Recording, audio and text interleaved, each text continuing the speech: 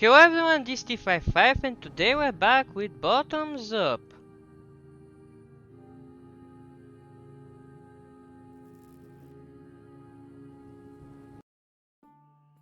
Shall we continue the story?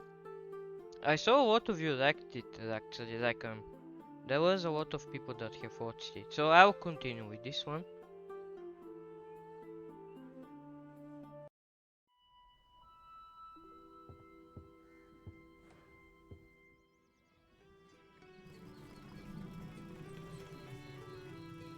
So yeah, last time we were visited by some undead boy, and now some time has passed.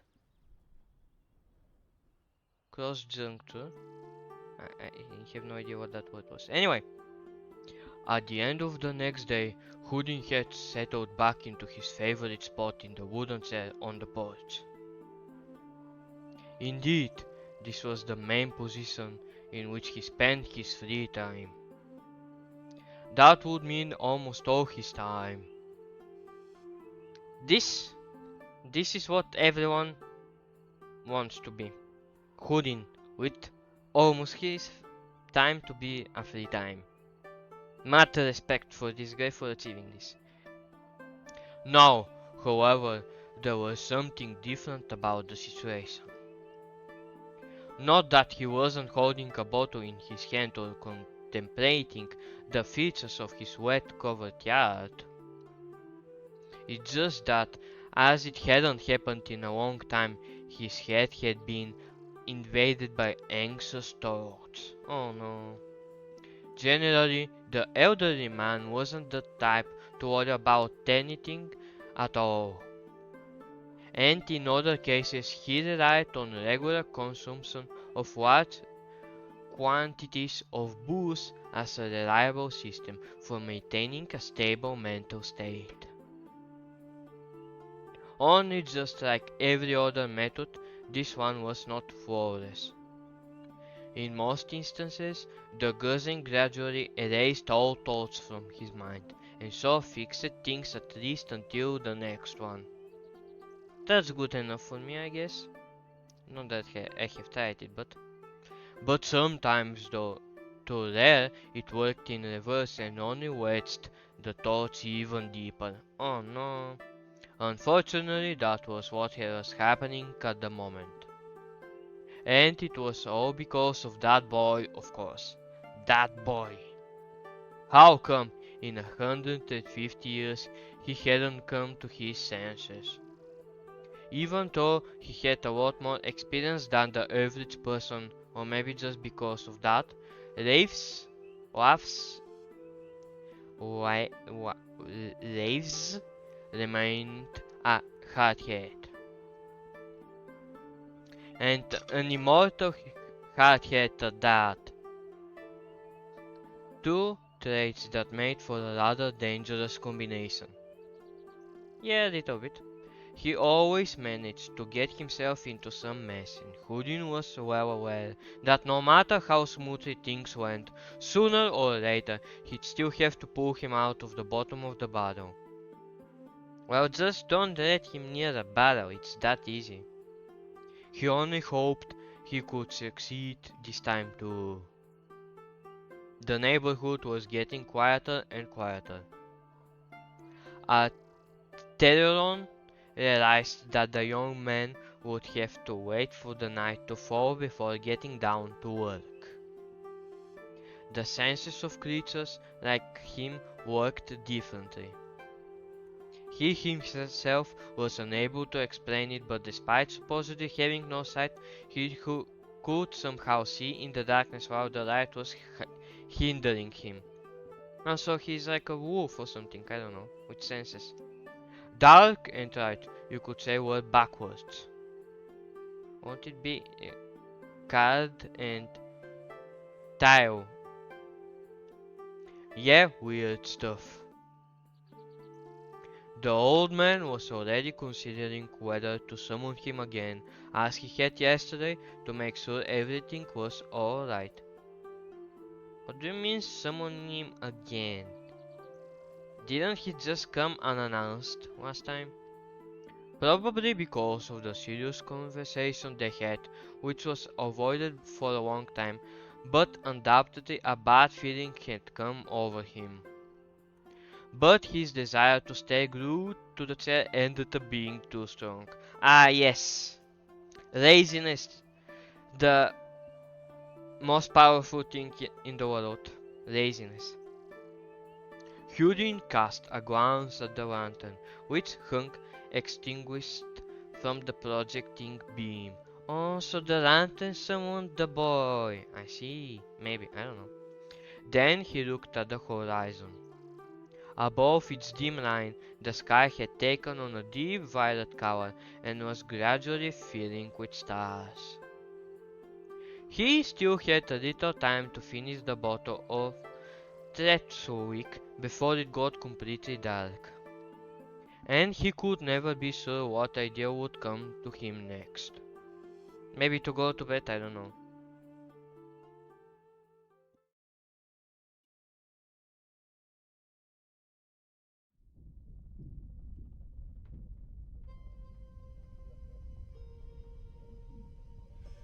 Steam Gun, the winemaker, was dragging his feet zigzagging down the corridor of his house while humming some loud tavern song.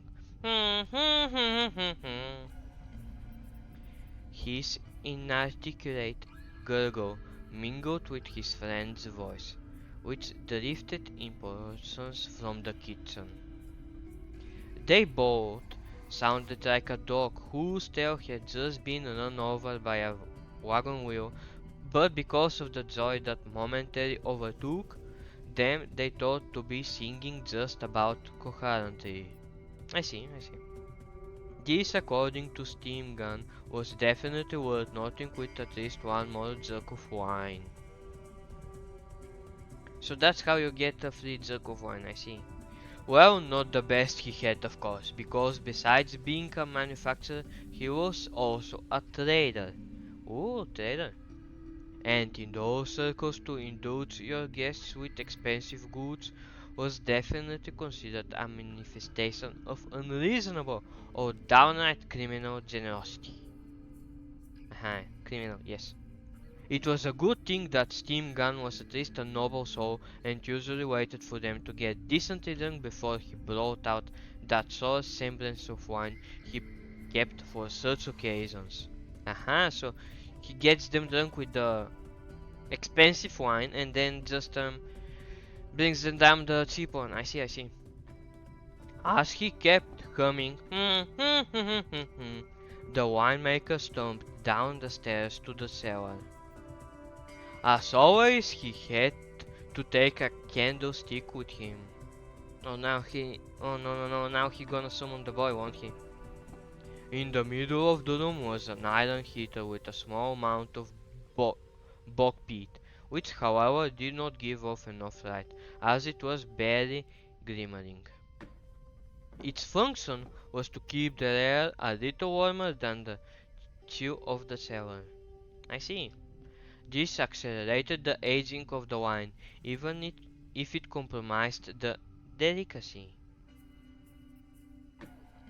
In fact, the whole room was specially adapted to store the finished produce. Cool, cool. The walls were lined with boards of darkened by time, marked here and there with stains of marks from the bottles that had been leaning against them for years. One would have thought that the floor had been left without any covering on purpose too, but there was only one reason for that. The first owner of the house was too lazy to finish it during construction. As I said, guys, laziness is the most powerful thing in the universe.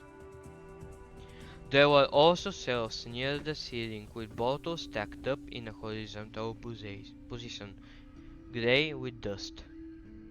On top of most of the older barrels of wine, which were supposedly planned for long aging, but in reality just couldn't be sold, or piled more of the same from years before. So we have older and another old barrels. I see. The winemaker stumbled through the damp earth and bent down in front of one of the older barrels. Then he grabbed the jug left nearby and, without bothering to rinse it before use, brought it to the top and turned the valve. Laziness, I tell you guys, laziness.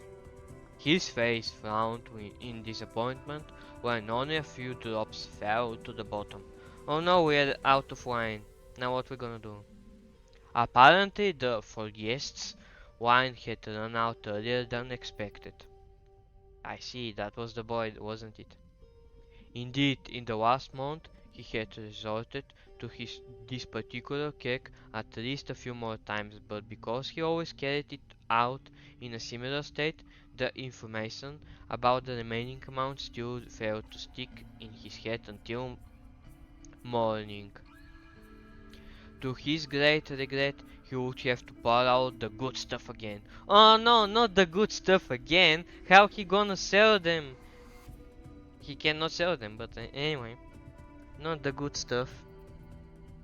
Or why not from the new harvest? Yeah, the new harvest. Yes, and anyway, given the wet year, he didn't expect anything of particular quality to have come of it. Yes, sip them from the poor one, from the poor quality one. After reaching an agreement with himself, Stegan went up to the second floor with the jug. There at the bottom of the corridor were the four newly filled barrels in question. Now the boy will be able, will have been able to steal it before he could pour some, won't it? Be like that. They had been brought here a few days ago because it appeared that the basement had reached its limit and needed urgent cleaning. And it didn't look as it was going to happen anytime soon, because those two lazy fatsos who had given him a leg up with the hard work last time had to turn up again this morning, but of course missed the honor. Oh, I tell you guys, laziness. It was a good thing that the innkeeper had too busy recording various obscene song verses, or he would surely have remembered them and as a result become angry once more for nothing. At the moment he was only interested in one thing, whether the wine had turned out nasty enough so that he wouldn't screw himself too badly by offering it to his dear friend. Ah yes, offering your dear friend the nasty wine so he wouldn't screw himself. I like this guy. He has the mind of me. I too would do such a thing, to be honest. For any of my friends watching here, by some chance, no one had tried it yet. Wow. Oh, so now he gonna drink it. Oh my god. Steam gun crouched, wading close to the wooden bottle, and drained liquid about 2 fingers high into the jug. No, he gonna drink it, won't he? Yeah. And tipped it up. Oops, my mouse was on the way. Anyway.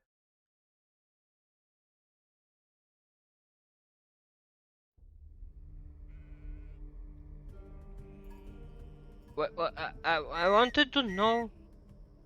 Hey, I wanted to know if the wine was nasty enough or not.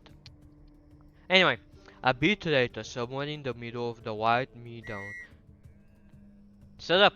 Somewhere in the middle of the white meadow that began beyond the winemaker's backyard, the old steep shepherd Vuan. Bro, can you like? The old shepherd Vuan was blowing his whistle rhythmically. It's not really rhythmically, but anyway, in an attempt to gather the sheep together. Why is it in the? I'm just gonna continue. The sharp, thin sound rose into the air along with the fragmentary breathing and distant grunting of the shepherd pig that had chased the wildest ram in the herd.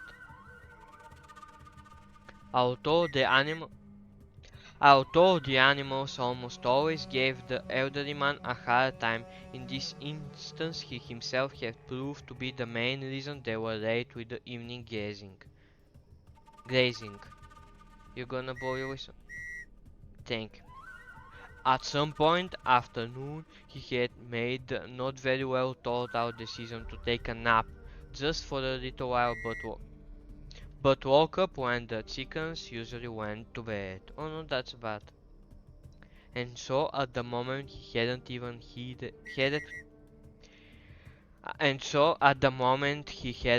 headed home yet, which he definitely didn't like. Yeah, it's scary in the dark. Oh no, I knew. Okay, let me try. Come, come. Is that voice good enough? I think it is. This way, Chico, bellowed Valvan, cursing between each word. Why? Why you cursing at the sea, bro? At least he stopped with the whistle. He leaned himself on his staff and was about to blow the whistle again. No, don't, please! But suddenly stopped and his hand froze in midair. Good, thank you. In the corner of his eye he had seen something unusual moving in Steamgam's backyard. Why are you able to see in his backyard? This is kinda... I didn't press anything and... Oh yeah, here it is. Thought he was accustomed to distrusting the dim moonlight entirely, he could have sworn he saw a hooded black silhouette dart through the brambles behind the winemaker's house. Walled the fence deftly and ran toward the opposite ticket. So he's doing parkour, I see. For the next few brief seconds it seemed like the stranger flew over the small stream that divided the field in two, then reached the trees and disappeared into the dense darkness below. And while what had just happened surely made a strong impression on Vuvan, the shepherd had learned during his long wanderings in the area that strange things often happen at night, and the best way to ward them off is to simply ignore them. Yeah, until you get stabbed in the back, bro. Well, the pig cleaned the damn steam gun again. He growled and set about gathering the sheep away again. That was a short chapter. Oh no, it's a day. Wow, yay! Peace day. Okay, cool.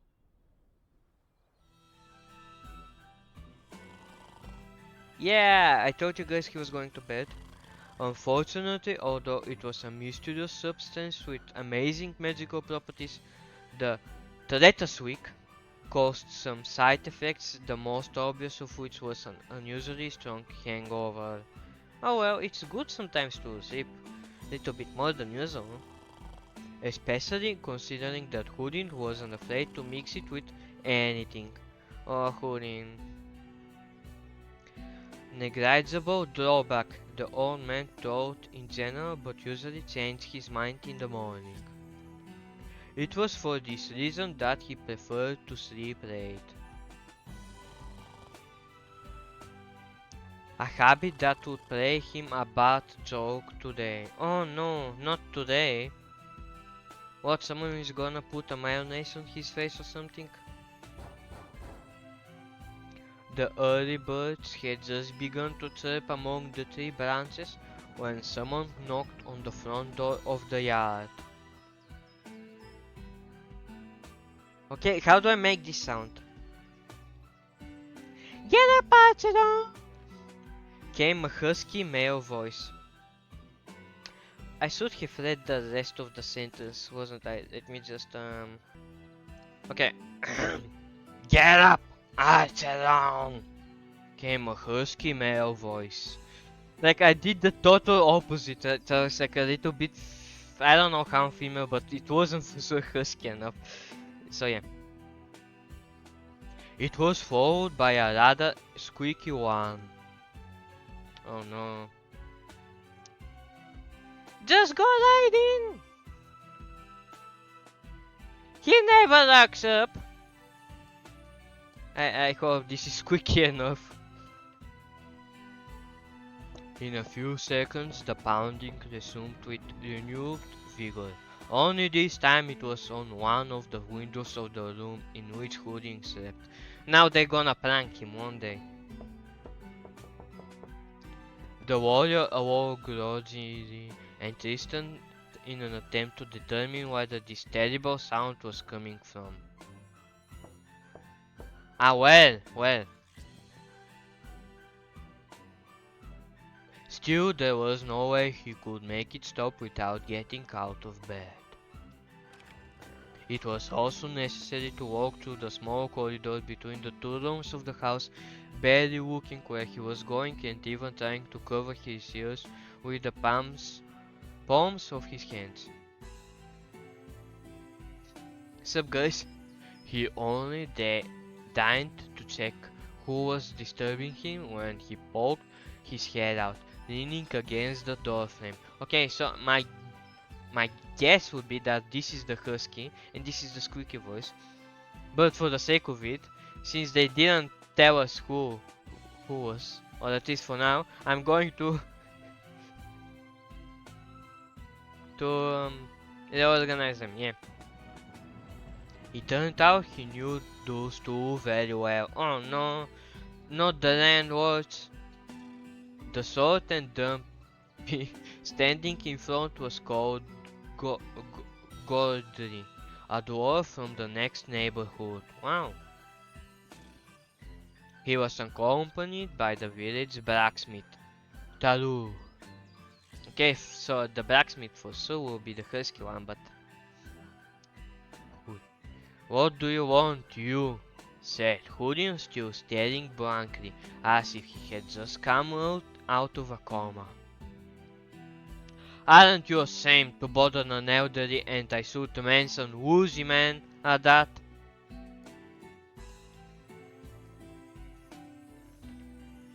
Okay, so this is the blacksmith, so... Sorry for the unexpected visit, but you must be used to it. Taru's thin voice was not at all suited to his brawny and battered physique. Thin voice, so it's squeaky one. Ha! I was right! Not to mention the huge stable mustache he was proud of. Some ridiculous accident had elevated the tone of his voice forever in his youth. Oh my god, I was right. See guys, I can read them on screen character by character and determine what voice they should have. The legend in the village was that he had knocked one of his blacksmith's hammer on the little toe of his left foot. Maybe. It's not the problem, it's unexpected, the old man lisped because of the dryness of his mouth. If you so desire next time, ambush me in front of the toilet. Aye, let's go. Next, he gonna get ambushed. But not before noon, please. Okay. Okay,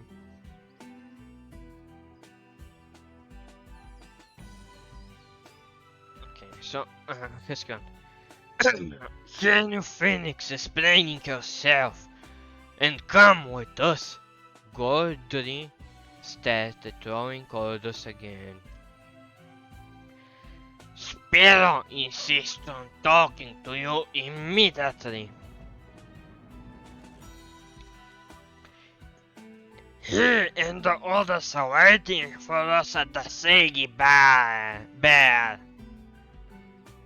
If you are still not awoke enough, don't worry. Yeah, they gonna ambush you. The mayor is always ready to slap you 2 or 3 times. Ah yes.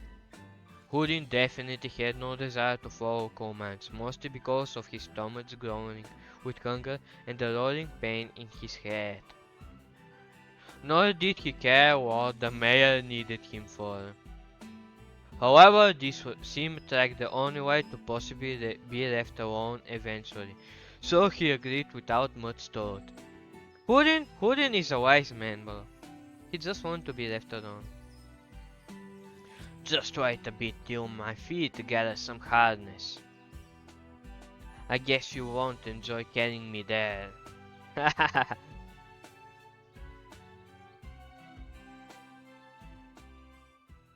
Well, guys, I wonder what has happened. That they need Houdin. Okay, this guy looks sad. There's definitely a murder. The early hours of the day represented a peculiar set of specific and rare moments when the village tavern was somewhat quiet. The only visitors at that time were those who had not managed to leave the night before and were still lying on the tables or under them, not about next to them. Hmm? But not this time though. Oh no, I was right. Oh no. In the minds of this quiet ideal, some extremely cheeky bug had been trying to land on the nose for half an hour. The nose. Is that really his name? Yes, the cheeky bug. Can I click it? No, I cannot. And it seems that it finally made the decision.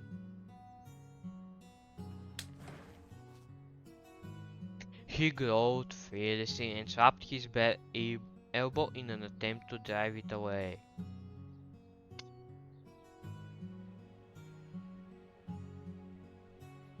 He was thinking something. Anyway, yeah.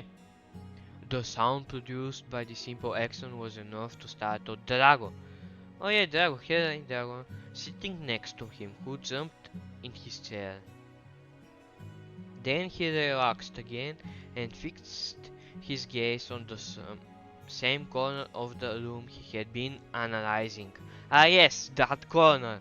It's a very interesting one. The nose, one of the most virtuoso of the village idols, looked at him worriedly and after hesitating for a while said, "Oh no, not again. Hey, cousin." The nose. The nose. Okay. Funny name. Enough already. Calm down a bit. I need to give them accents or something, but I'm not really good with them. The other kept staring without saying a word. Shh, this corner is listening. Is interesting, please. Let me. Here, here's some more garlic. He pointed to the table that was scratched up all over, and he two whole garlic heads lying on top of it, as well as two additional half-eaten cloves. You know what our grandmother used to say, right? He prepared to imitate her intonation. Oh no, now I'm gonna be a grandma.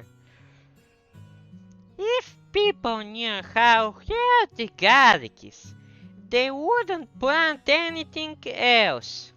The resemblance with her turned out surprisingly close. Thank you! I tried my best.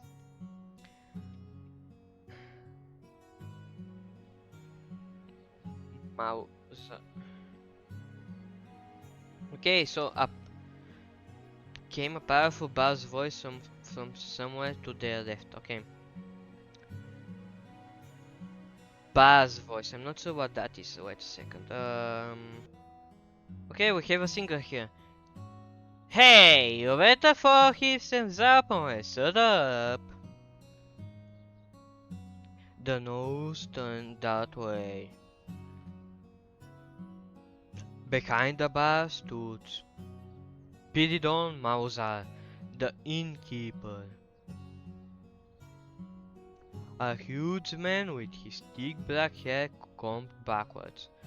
Bushy eyebrows and a perpetually flushed face. Okay, so we have like at least four new no, like yeah, at least five new voices here. So if I mistaken them, don't blame me, please. Quite a few people thought that he bore a disturbing resemblance to the animal after which the establishment was named, a bear, especially in the moment when he had no comb available. Moreover, some of his close acquaintances often would tell how once during a hunt he managed to scare away an enraged boar with a single clap of his hand. But Spiro's intimidating appearance was not what made the villagers respect him so much. It was that he's a man of action, wasn't it? He was famous as one of the wealthy people in the area. Well, that was gonna be my second guess. And besides his many occupations, Mauzar was a member of the Guild of Witness, and that meant a lot of the people of Hopsbrook. Of course, not every maker of some alcoholic beverage by trade enjoyed such ambiguous esteem, though the crafts in question were certainly considered useful and meaningful in these parts.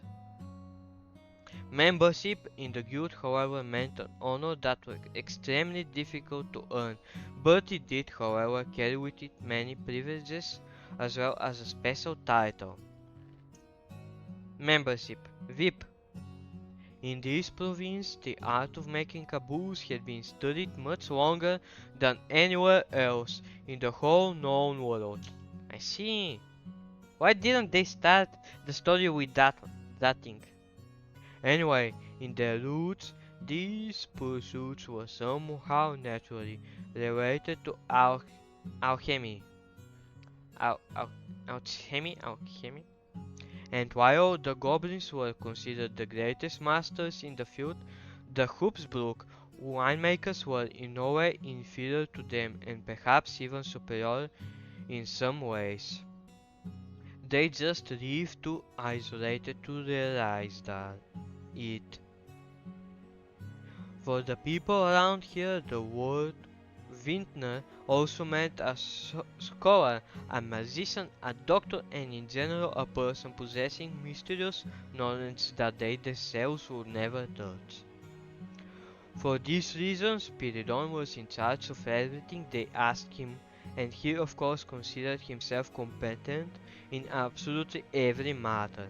Okay, so he's like the rich man, the strongest looking man, and like the smartest man. But they turned to him for specific information about the cultivation of various crops, for problems with pests, for all kinds of cooking recipes, and canning cooked food for the winter. Why wasn't he then asked to deal with the things instead of Hurin? Even in cases where the heroes of the Order of the Mauners failed to kill some sick animal or its owner, the innkeeper often proved to be the saving option. Yeah! Veterinarian guy.